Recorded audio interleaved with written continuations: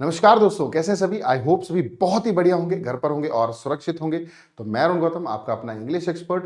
तो आज की इस वीडियो में हम लोग जानेंगे मेरे बच्चों इन तीन शब्दों के बीच का डिफरेंस। पहला है फ्रेज, दूसरा है क्लॉज और तीसरा है मेरे बच्चों सेंटेंस। क्या डिफरेंस होता है इनके बीच का, आइए फटाफट से जानते हैं।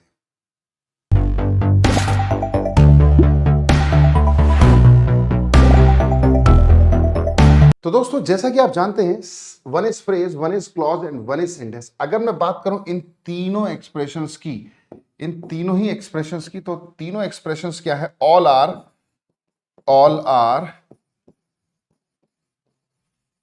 Group of words. सारे के सारे क्या है मेरे बच्चे? ग्रुप ऑफ वर्ड्स हैं। बट छोटा छोटा सा एक डिफरेंस है। तो चलिए जी फटाफट से जान लेते हैं।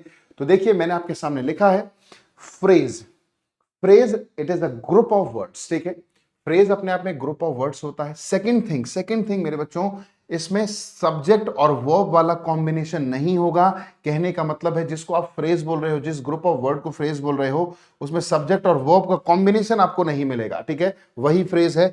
तीसरी चीज, it does not have complete meaning. और फ्रेज अपने आप में मीनिंग तो देगा, बट कभी कंप्लीट मीनिंग नहीं दे सकता। तो तीनों चीजें जहां पर हो जाएं, तो वो अपने आप में क्या कहलाएगा? फ्रेज। क्या कहलाएगा मेरे बच्चे? फ्रेज। और फ्रेज तीन तरह के हो सकते हैं, नाउन फ्रेज, एडजेक्टिव फ्रेज और एडवर्ब फ्रेज। तीन तरह के हो सकते हैं, ठीक है। Next is clause. अगर मैं बात करूं तो it is a group of words, same है वो तो, है ना। बट इस केस में सब्जेक्ट और वर्ब का कॉम्बिनेशन आपको जरूर मिलेगा। क्लॉज में आपको सब्जेक्ट और वर्ब का कॉम्बिनेशन जरूर मिलेगा। इट कैन और can not give complete meaning. हो सकता है ये मीनिंग दे दे और हो सकता है ये मीनिंग ना दे।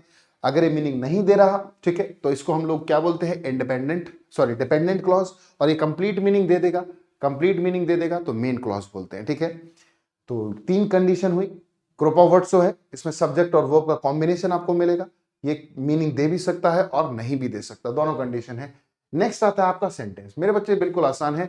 सेंटेंस की बात करें तो ये ग्रुप ऑफ वर्ड्स है, सब्जेक्ट वर्ब कॉम्बिनेशन भी इसमें एग्जिस्ट करता है, बिल्कुल मिलेगा आपको। और सेंटेंस जिसको आप बोल रहे हैं ना, ये हमेशा 100% आपको क्या देगा? प्रॉपर मीनिंग देगा। क्लॉज दे भी सकता है, नहीं भी दे सकता, है ना। इंडिपेंडेंट क्लॉज होगा तो मीनिंग दे देगा, डिपेंडेंट क्लॉज होगा तो मीनिंग नहीं दे सकता। बट सेंटेंस हमेशा आपको मीनिंग जरूर देगा, ठीक है। तो क्या देखा हम लोगों ने? पहला पॉइंट तो तीनों में सेम है। सेकंड पॉइंट में थोड़ा डिफरेंस आता है, इसमें सब्जेक्ट वर्ब कॉम्बिनेशन नहीं मिलता फ्रेज में। क्लॉज और सेंटेंस में बिल्कुल आपको सब्जेक्ट वर्ब कॉम्बिनेशन मिलेगा। फ्रेज अब कभी भी आपको कंप्लीट मीनिंग नहीं दे पाएगा। क्लॉज आपको कंप्लीट मीनिंग दे भी सकता है, नहीं भी दे सकता, दोनों कंडीशन है यहां पर। और सेंटेंस आपको हमेशा कंप्लीट मीनिंग जरूर देगा। ये बात समझ में आई? तो चलिए जी कुछ सेंटेंसेस के थ्रू सीख लेते हैं, जान लेते हैं। My best friend is coming next week. बहुत ध्यान से देखना। माई बेस्ट फ्रेंड, ये मिलकर एक ग्रुप ऑफ वर्ड हुआ जो कि सब्जेक्ट का काम कर रहा है। तो ये ग्रुप ऑफ वर्ड हुआ। क्या इसमें सब्जेक्ट वर्ब कॉम्बिनेशन है? आप कहोगे नहीं, कोई सब्जेक्ट वर्ब कॉम्बिनेशन नहीं है मेरे बच्चे। तो ये क्या होगा? फ्रेज। और क्योंकि ये नाउन का काम कर रहा है, सेंटेंस में सब्जेक्ट का काम कर रहा है, इसीलिए इसको क्या बोल दिया? Noun phrase. आगे बढ़ रहे हैं। My friend is coming. अब इज और कमिंग ये भी दो वर्ब है, एक साथ आए। इज अकेला नहीं आया, इज के साथ कमिंग आना जरूरी है। तो ये दो शब्द एक साथ आए, ये भी अपने आप में फ्रेज है। और ये दोनों शब्द काम किसका कर रहे हैं? एक वर्ब का। तो इसको क्या कहलाएगा? ये क्या कहलाएगा मेरे बच्चे? Verb phrase. आगे बढ़ते हैं। My best friend is coming when. When का रिप्लाई है ना, व्हेन का रिप्लाई आया है, एक शब्द नहीं, ये दो शब्द आए। तो इनको हम लोग क्या बोलेंगे? फ्रेज बोल देंगे। और कौन सा फ्रेज है? क्योंकि व्हेन का रिप्लाई है, इसीलिए मेरे भाई ये क्या हो जाएगा? Adverb phrase. आई होप बात समझ में आ रही होगी। नहीं आई तो कोई बात नहीं, अगले सेंटेंस से और क्लियर होगी। आई सॉ मोहित, अकेले अकेले शब्द है, कोई फ्रेज नहीं। बिहाइंड द टेम्पल, कहां पर देखा? मेरे बच्चे देखो, यहां पर किसका रिप्लाई आ रहा है? वेयर का। वेयर का रिप्लाई सिर्फ बिहाइंड नहीं है, बिहाइंड द टेम्पल, कहां पर देखा? मंदिर के पीछे देखा। तो ये तीनों वर्ड्स ग्रुप ऑफ वर्ड है। क्या इसमें कोई सब्जेक्ट वर्ब है? आप कहोगे नहीं, ग्रुप ऑफ वर्ड्स है, सब्जेक्ट वर्ब नहीं है, तो अपने आप में फ्रेज कहलाया। और क्योंकि वेयर का आंसर है, इसीलिए इसको हम लोग क्या बोल देंगे? अगेन एडवर्ब बोल देंगे। फिर आगे चलकर हम लोगों ने देखा, है ना, आगे चलकर हम लोगों ने देखा, देखो यहां पर ये मोहित का नहीं, बेसिकली सॉरी इसका है। फिर आगे चलकर लास्ट वीक एक और हमें क्या मिला? लास्ट वीक एक और हमें क्या मिल गया? Group of word. ये भी अपने आप में क्या है? फ्रेज। क्यों? क्योंकि इसमें सब्जेक्ट वर्ब नहीं है। और क्योंकि ये भी व्हेन का रिप्लाई है बच्चे, व्हेन का रिप्लाई है, तो अपने आप में क्या हो जाएगा? एडवर्ब, तो एडवर्ब फ्रेज कहलाएगा बच्चे, ठीक है। आगे बढ़ते हैं, मोहित इज वेरी हैंडसम।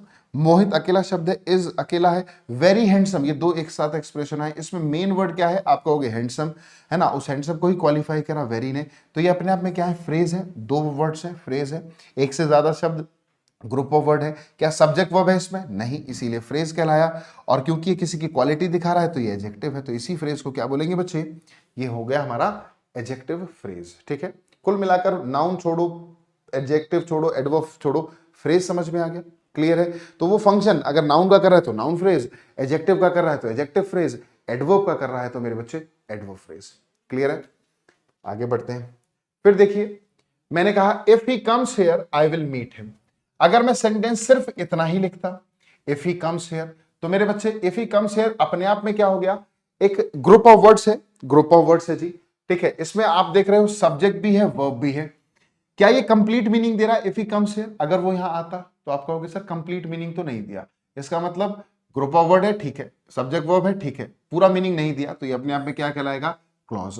और क्योंकि पूरा मीनिंग नहीं दिया इसीलिए इसको क्या बोलेंगे, डिपेंडेंट क्लॉज बोलो, या फिर इसी को क्या दूसरे नाम से बोल सकते हैं, सबऑर्डिनेट क्लॉज। क्या बोल सकते हैं, सबऑर्डिनेट क्लॉज, ठीक है।